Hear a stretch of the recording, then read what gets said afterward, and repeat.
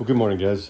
This is the second video in the series of transforming my workshop into a 737 flight sim. But many of my colleagues, friends from a Discord channel have asked me to do a little video on my current setup. So I thought I would just share a little bit with you. This is just up in an extra room that we have at our current house, and I just thought I would kind of give you a little background on what's happening here.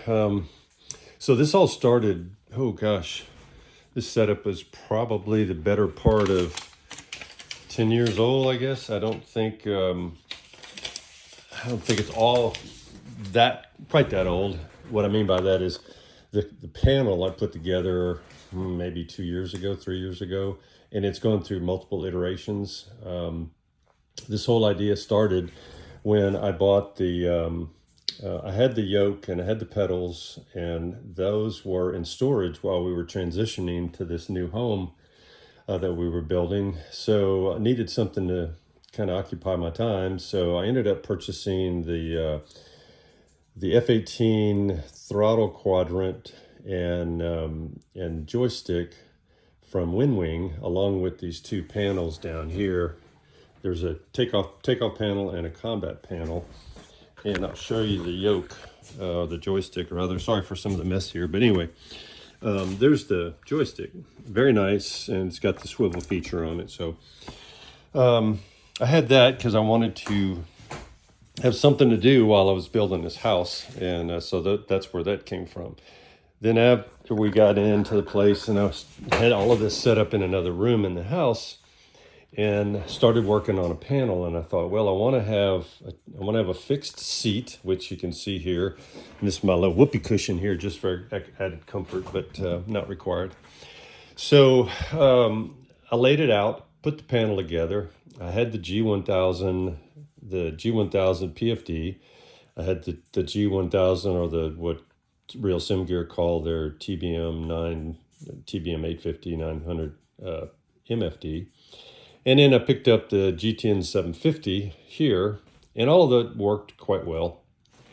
That project included the comm panel, the autopilot panel, and the GCU, which basically is another part of the Cirrus SR22 software.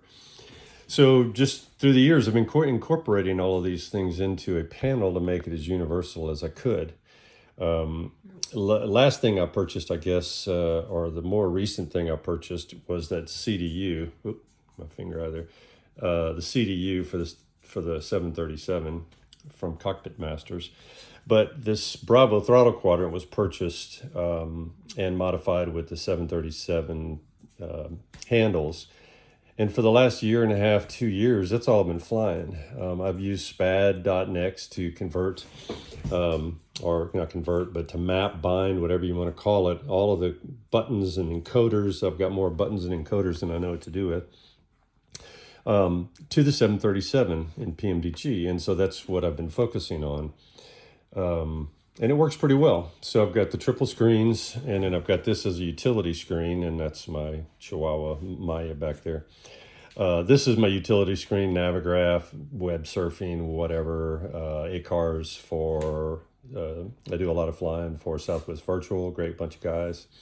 So that's what I've been doing, and it works well, but I was just getting to the point that not a whole lot, it wasn't doing a whole lot for me anymore, and I wasn't getting the immersion I was looking for.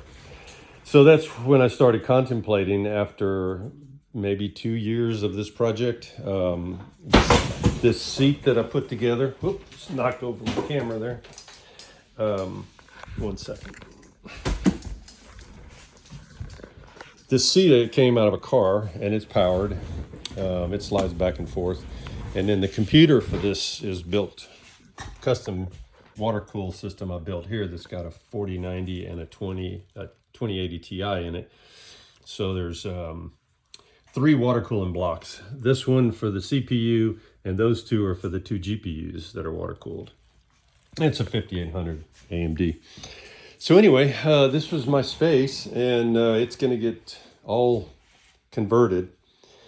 And I just thought I'd give a little overview. If anybody has any questions about how all of this goes together, I'd be happy to share that. It's all just a 4x8 sheet of plywood. Cut it back, of course, so I could get it up here. And then just a stand that I hold my keyboard on. And I've got my headset there. Got a little webcam here. I haven't really used it much on this, but just trying to get an idea on the setup on how that could be worked out.